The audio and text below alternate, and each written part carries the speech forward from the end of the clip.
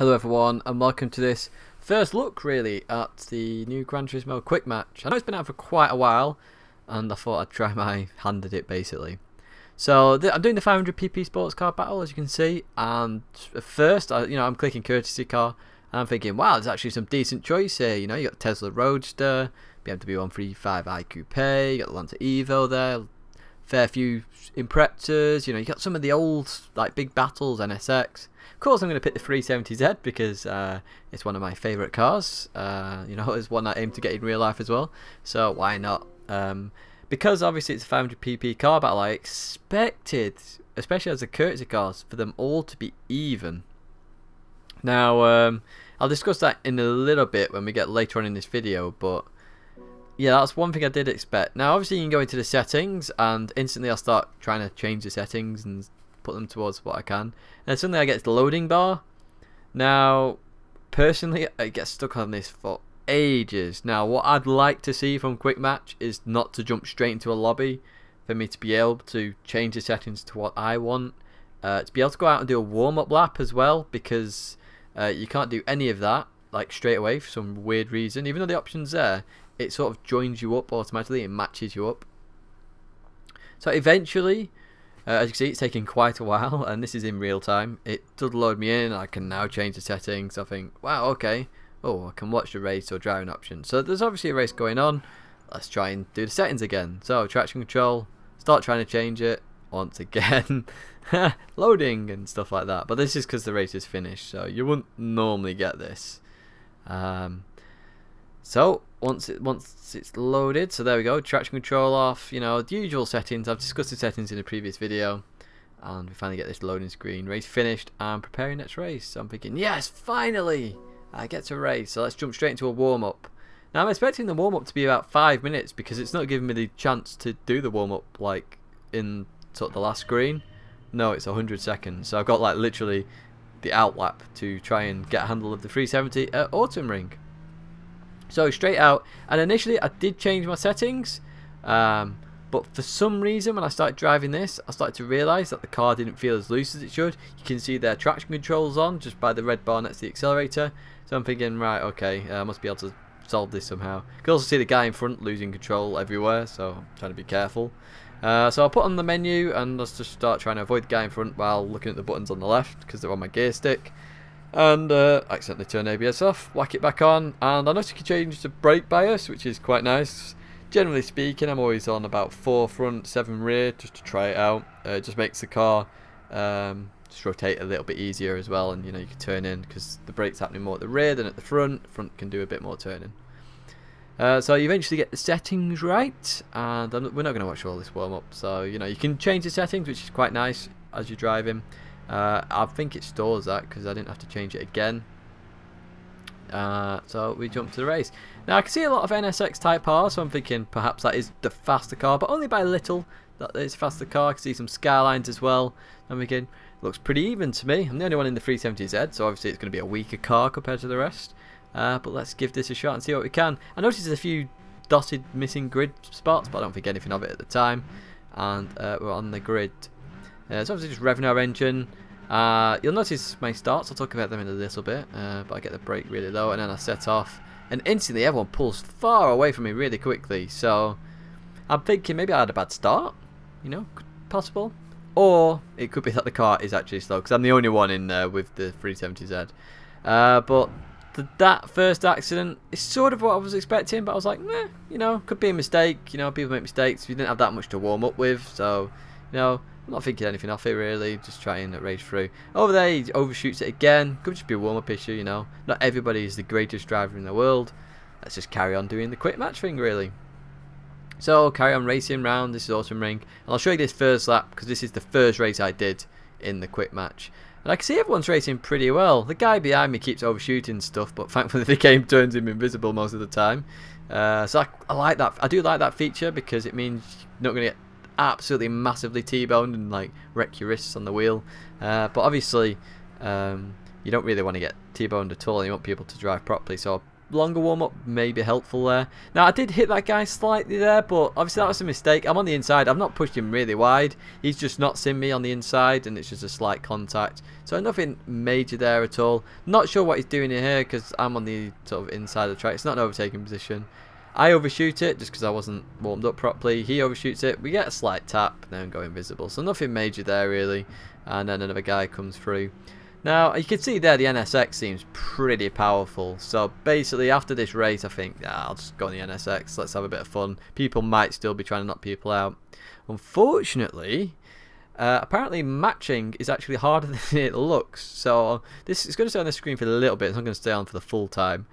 But you can get stuck on this screen for ages. And then at the end of it, it just disconnects you from the server, which is pretty rubbish. What I'd rather see is just be able to warm up for a little while and then try and join. What they had in GT5 Prologue was awesome, so if they could bring that whole system back, that would be epic. So I'm in an NSX this time, and you can see there's quite a few of them again. Some Subarus, we've got a Mitsubishi Lancer in there, and obviously the Skylines are back again, and we've got quite a full grid there. Now I'm not going to point out any names initially. We'll just go as we flow with these races. I'm just going to show you different aspects of different races. So this is my second race, once again near the back of the field. Grids are based on random, they're just random grid orders, so you know you can end up at the front, you can end up at the back. Once again set off, and I notice here I get a much faster start than everyone. Same technique, but obviously it's just the car. You can tell that by just that Subaru there. It's just been absolutely zonked. This is once again my experience of quick match. And you'll see this in every video coming up of each of the races. Everybody seems to want the inside of the corner, including the grass. So make sure you're on the inside because everyone's going to whack you onto the outside. Now I slightly tapped that guy there. Didn't mean to. He's just going really slow around the corner, to be honest. And just watch out for Martin McFly there. Just one thing for him, just a shout out for him because we actually did have an excellent race later on in the races, but obviously there I got T-boned, and we come around there. This is the end of that race, and just once again shout out to him because he was a clean driver. We had a really good race later on. Can't show it all because it'd be here for 2 hours or whatever it was I was racing, but he was a clean racer. There wasn't many of them though, I've got to say that, but there obviously are some. So once again, this is race 3 now. And I thought I'd show you the starts because this is where it's all going to kick off in chaos and everyone thinks Ayrton Senna suddenly. And once again, I'm on the outside this time. I'm expecting to be pile drive straight off into that gravel, which is why I go ridiculously slow around there. I don't get it, but obviously we've got that issue there of that driver just really lagging out basically. And obviously it causes a bit of chaos on the server side, so I get a bit of a bash there. Don't think any of that was intentional. And I just try and keep racing. Not sure what Subaru was doing there. Obviously I was on the inside and I'm not sure where he was going. But that's a name I'm going to mention in a second again. That's one thing to watch out for is drivers that stand still on the grids. You'll always have to be wary of that in these quick matches. But once again you're going to see everybody jump to the inside, grass, everything. You just see everybody go to the inside. Get a slight hit there. Could just be the lag. It seemed like the same guy who had lag last time. So I wasn't too bothered, to be honest. I'll slightly catch this guy. It's a bit of lag there as well. Bit weird, to be honest, so just carry on. You'll notice I cut a bit that first part, but at this point I'm just trying to catch up again. You know, I've just been hit by a lag spike. Well, I like to think it's the lag spike. I don't think it's malicious. And I'm just trying to catch up to the rest of the pack. Subaru here, once again, doesn't see me at all. And he slightly just leans himself on there and then completely takes the guy out. Could have been a lag, you know, just on the inside, but we have to wait till later on in the video to see actually what happens with Subaru because I don't rate him that much, to be honest. But we'll see later on in the races. Once again, you can see there he tries to take Subaru out because he thinks Subaru took him out. Then you can see Subaru there actually take someone out. You see his wheel turn right, and watch this. Tried to take me out. I'm smarter than that. I knew exactly what he was going to do. So I cut the corner a little bit just to make sure I stay on the track. And the guy behind wipes out Subaru. All fun and games, really. At last, I started on pole position. So this is where I think, right, easy mode. You know, I can do my starts, which I'm faster than everybody at in this group currently. I can just absolutely fly. Also, someone there has a similar name to me, which is quite interesting. But, you know, there we go. So, once again, obviously in a yellow car. usual start. Let's just explain the start a little bit. Obviously you can stay slightly on the brake and the car won't move, so it's better than full brakes, means less time on the brakes. You can go to throttle, just a faster getaway, so something to try out. Obviously I get a clean getaway there. Look how far ahead I've pulled away already, and literally, because I'm worried about T-bones, straight to the inside, you know, just brake, stop basically on the corner if you need to, if they're really close. And you can see behind there the chaos ensuing once again, everyone trying to get on that inside line. So another race, started in second this time. This was straight after each other, so I was really thankful. But getting a bit worried about these missing grid slots, but I just think, okay, maybe they're disconnected.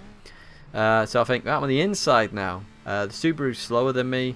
This should mean another win because I can stay on the inside, get a very fast start, and obviously go for the race win. So same technique again, just slightly on the brakes, not fully on the brakes. Get ready to release the brakes when you hit start. There seems to be a delay. I don't know what it is, because obviously you're waiting for start and then you switch, come off the brakes. So you know, it's a slight delay. Obviously I'm getting good starts because I'm flying ahead of everybody else. So just a slight delay for everybody.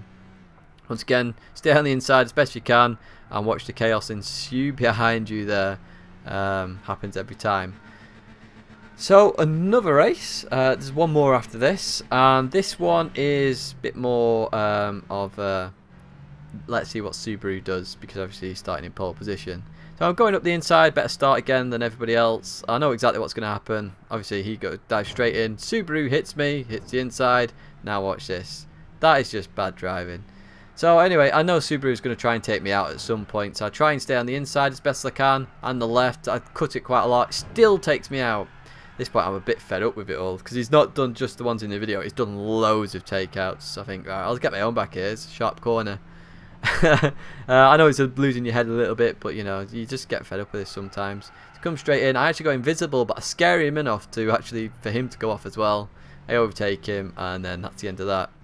But yeah, I may have lost my head a little bit there, but when you're just seeing it over and over again in all the races, it just gets so boring.